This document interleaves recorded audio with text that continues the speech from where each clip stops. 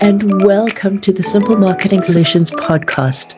In this episode, we will be discussing the different channels and strategies for reaching your ideal clients and how to tailor your approach for each one.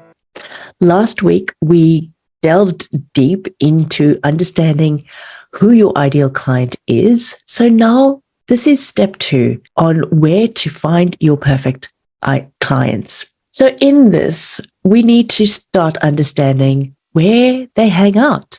Where do we go to find these clients? Where are they active, both online and offline?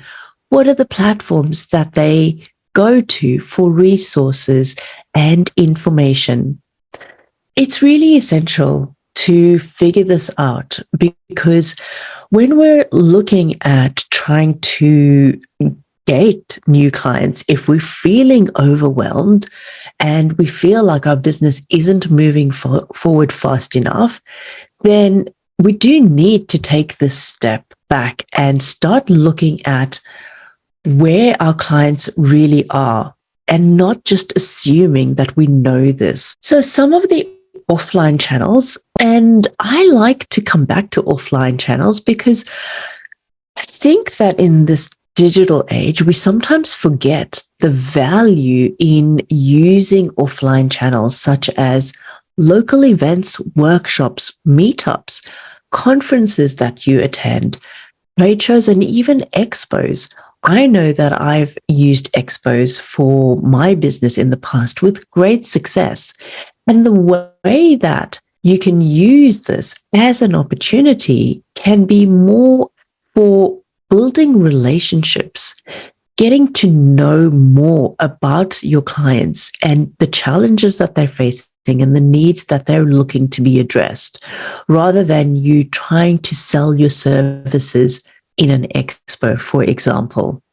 So use it as an opportunity to start building that network and trying to ask the right questions to gain more insights and take notes.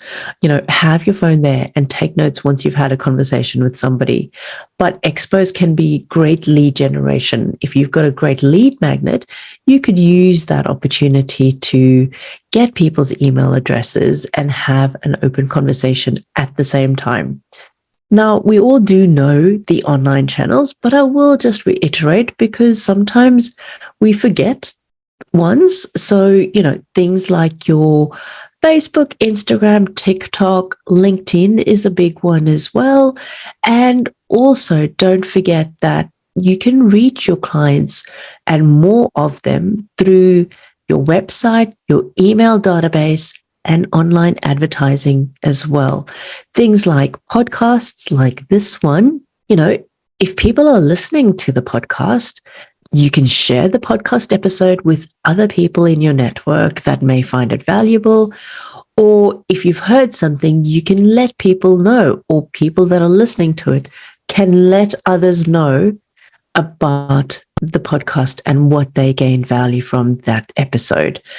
So those are some of the online channels that you can use. And the second step with online channels is to start leveraging your social media so that you're connecting in with your ideal client.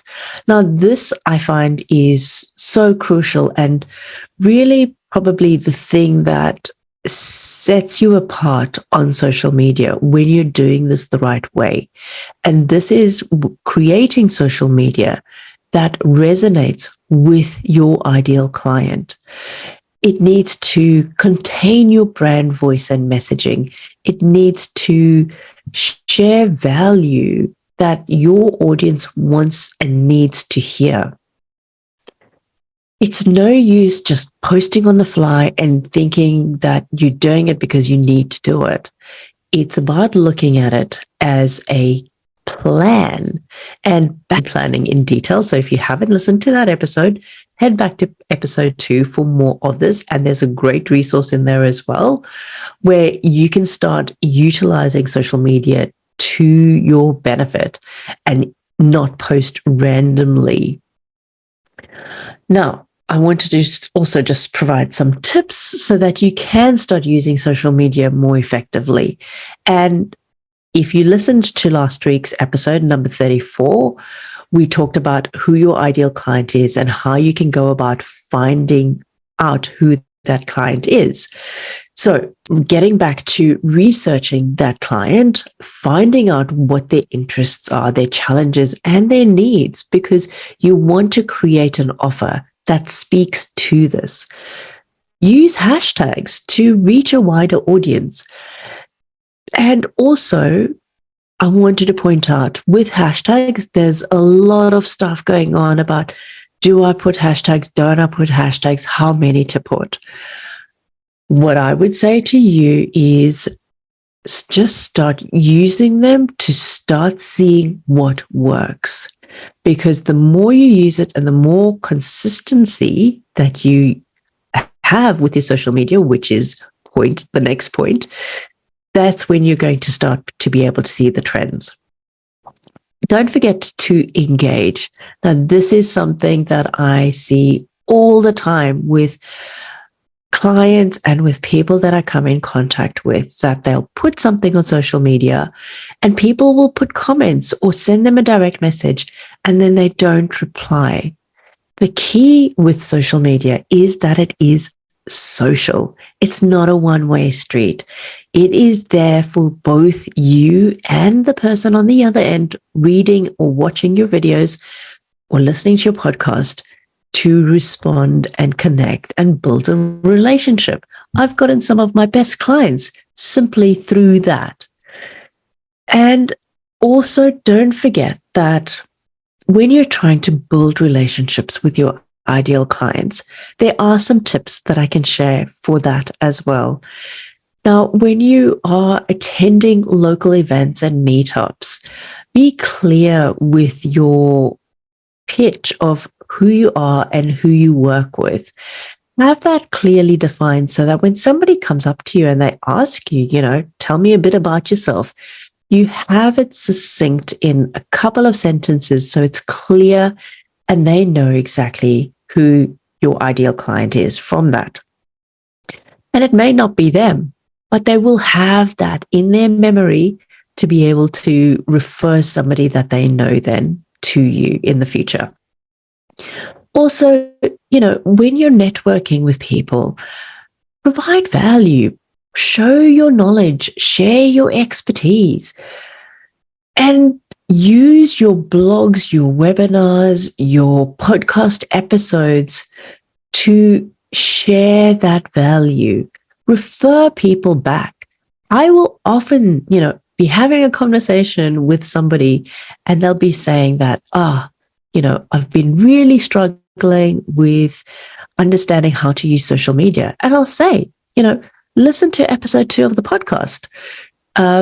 Because in the podcast episode, I break that down and I give you the simple strategies and a content plan calendar that you can use to start getting clear with your messaging on social media and become more consistent. So you can use it that way. The other thing is another tip I love to remind people of is don't forget about collaboration. Collaboration with other businesses can be a real opportunity for you to tap into their audience and for them to tap into yours. It's a great way of reaching more people without a huge amount of effort.